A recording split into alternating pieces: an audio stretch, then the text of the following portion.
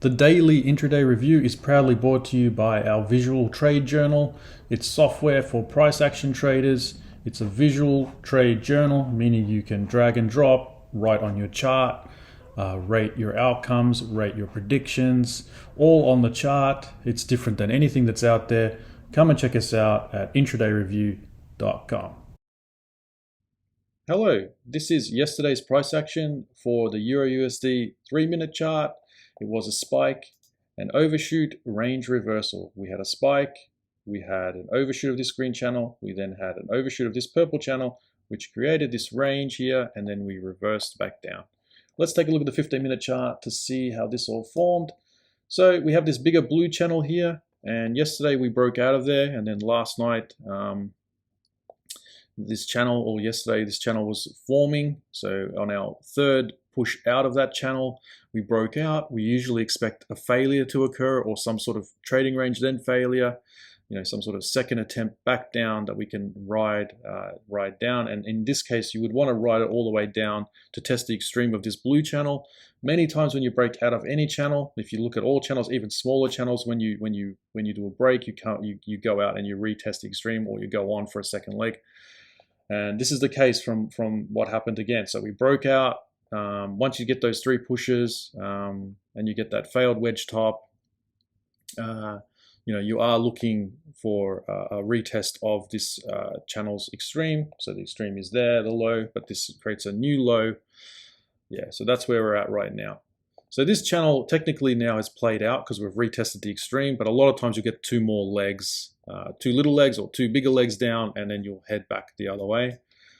And that also is the way of creating two legs down. So a lot of channels get two legs down. So any channel almost that you look at usually has a second leg to it. So there's always like a leg, break, leg, and they're almost always the same distance or close to two legs down.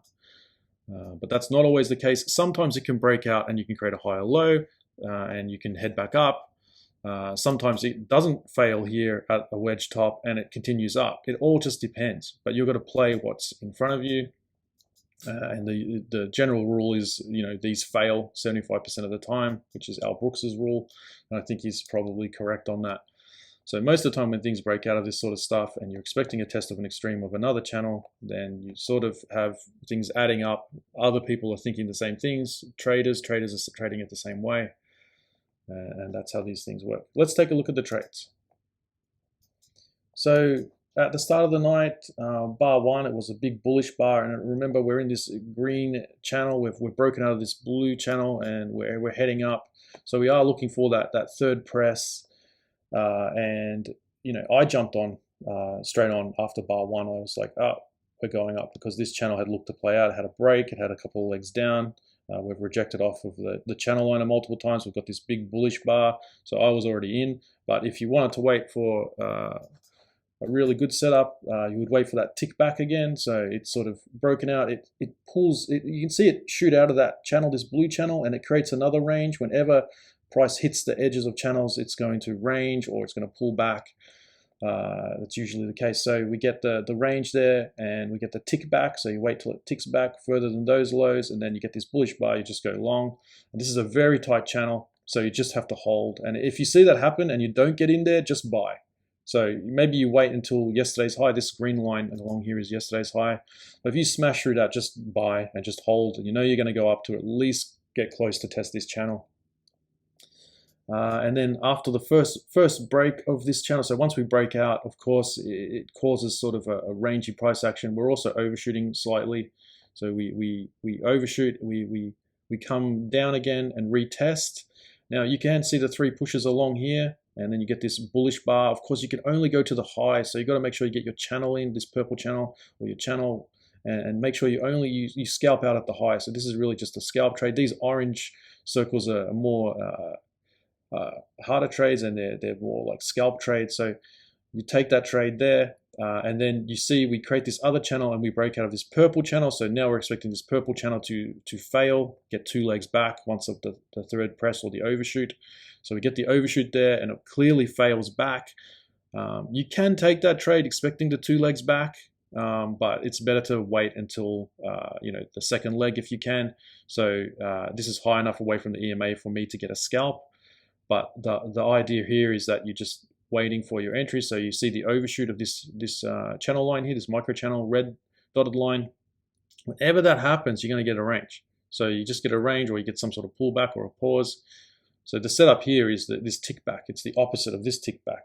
So once you get those, tick backs and it fails, you jump on and you can ride it down to the second leg. You can only ride down to the bottom of the purple channel. That's where you're sort of looking to go to.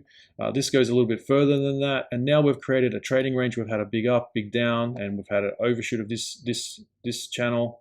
Overshoot of this channel. This creates ranges. So now we've created a bigger range. So how this created a small range when it overshot here, we've now overshot massively, and then we've created this bigger range here. So now this is like the tick back here, and it's pulled back and it's failed. So you want to take the second entry down on that fail, because this is a very strong leg. You can jump on here. We'll say this, like, you've had two bull bars.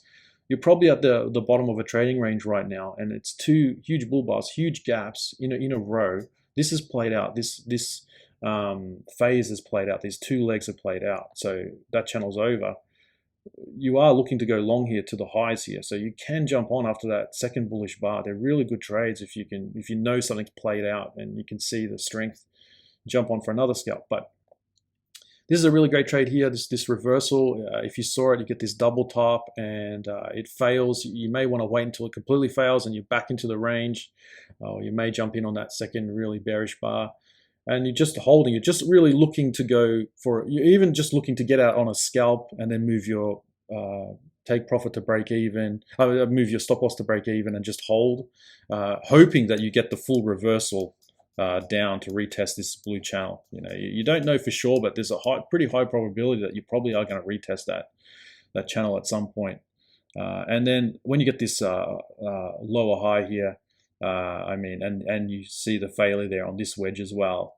That's a good trade. And then you get another lower high there. That's confirmation. You can go short there as well. Even though you're over the halfway of this channel, I don't really like, selling, in that lower half of the channel. But once you start to see the confirmation, you got like a spike, and it's very bearish. I am thinking we're going down to retest. My first thought is we'll probably retest this first, this channel here, this line here, or the yesterday's high. But when you get this strong of a bearish move, it just keeps going. You just got to hold on and just wait. And once you start to get down to the bottom, it starts to range. Maybe you exit, maybe you hold. That's up to you. But those were the trades for the day.